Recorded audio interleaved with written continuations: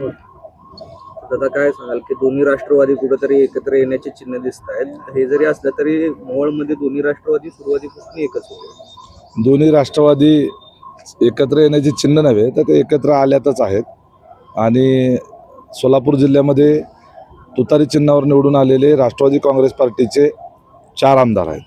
आणि या 4ही मतदारसंघामध्ये निश्चितपणे राष्ट्रवादीचं घड्याळ तर असेल नाही तर तुतारी तर असेल अशा पद्धतीनं, किंवा राष्ट्रवादीचं घड्याळ आणि तुतारी मिक्स असेल अशा पद्धतीचं समीकरण तिथं दिसेल.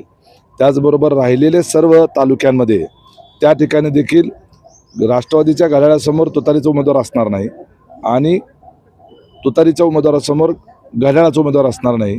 त्या पद्धतीचं जागा वाटप त्या ठिकाणचं होणार आहे. आता ज्या त्या तालुक्यामध्ये काही परिस्थिती वेगवेगळी असू शकते.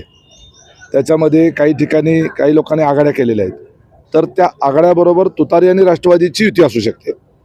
काही ठिकाणी असं आहे की त्या ठिकाणच्या परिस्थितीमध्ये भाजपच्या विरोधामध्ये काँग्रेस पक्ष, राष्ट्रवादी आणि त्याचबरोबर शिवसेना, उबाटा आणि शिवसेना, शिंदेसेना असं पण त्या ठिकाणी समीकरण असू शकतं. शेवटी स्थानिक पातळीची निवडणूक आहे. स्थानिक समीकरणं पाहूनच त्या ठिकाणी निर्णय घेतले जातात. आमच्या वरिष्ठांनी आम्हाला त्या ठिकाणचं स्थानिक पातळीचं समीकरण बघून निर्णय घेण्याचे अधिकार त्या ठिकाणी दिलेले आहेत. आणि त्यामुळं या निवडणुकीत तुतारी आणि राष्ट्रवादीत एकत्रित आल्यामुळं निश्चितपणे राष्ट्रवादी काँग्रेस पार्टीचा एकत्रित हा मेजॉरिटीचा आकडा निश्चितपणे पार पडेल. दादा भाजपचं देखील मोठं आव्हान तुमच्या समोर असणार आहे. लोकशाही मराठी ऐका, पहा, जागरूक रहा.